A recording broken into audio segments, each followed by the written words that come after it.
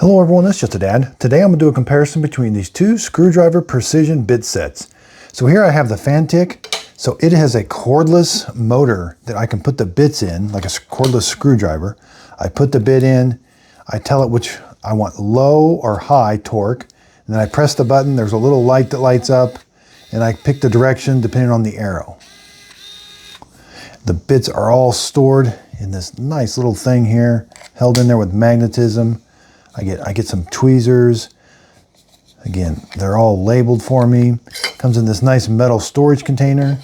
And then the nice thing about it is, I put the tool in there, you charge it with USB-C, you put it in, it all stays in. When I want to take, and I can charge it like this. Then when I'm ready, I can take this with me.